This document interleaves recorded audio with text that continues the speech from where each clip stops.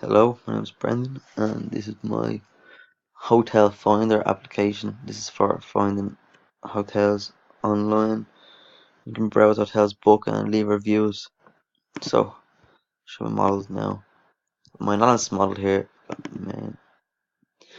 So, it's a class diagram, and I've got hotel class, room class, reservation, customer, and review. And customer is linked to review with a directed aggregation association. So that just means that the reviewer can't really exist without the customer because he needs to have a stay first in the hotel to write a review. And the customer has some attributes about his name, his email, his phone number, and his operations include login. You can log into the system, he can view hotels, he can pay for his stay and leave reviews. Reservation is just one to one, one customer to a reservation, and the reservation covers how many people, the dates, check-in time, the lead guest name, just who made the booking. So that's what that's for. And reservation can check availability of a room, it can acquire the room and get the stay details. That's just for operations for when you're writing a review. You can stay detail that for the particular stay in a room in the hotel. And the room class is linked to reservation is one to one. It's just one room the reservation, linked to one customer at a time.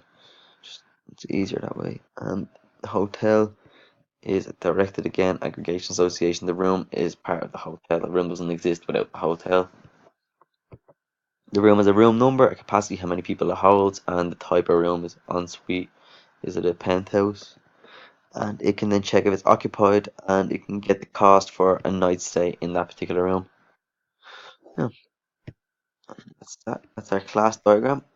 Now, in my requirements, I've got my use case diagram. Now here it shows our customer actor.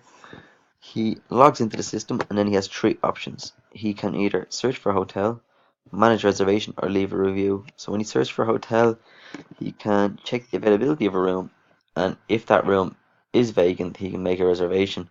And to make the reservation, he has to pay for the room to make the reservation. But you can only make a reservation if the room is available. Now, another option he can do on our system is manage his reservation. So he can cancel his booking, his reservation, or he can request to transfer a room, a upgrade or downgrade, depending on the circumstances. After the customer has done all these and he has stayed, he can leave a review. So he can log on, leave a review, and that about the hotel stay, either a positive one or a negative one, depending on his own stay. Now, I've got a few sequence diagrams I'd like to show you as well. So one here, first one is the book a room. Actually, the browser room, yeah, it's the browser room. So we've got a customer actor. He logs into our hotel system, which gets the reservations and checks the availability of the rooms. And if the rooms are available, it gets a price for them. It gives that back to the customer. And then there's a looper actually around here because the customer can inquire about several rooms. You can look, it just goes back to the hotel system and checks for another one and gets the cost for that and gives it back to them again. So the customer can compare rooms in different places and then choose whichever he wants. And how that happens is through this sequence diagram here.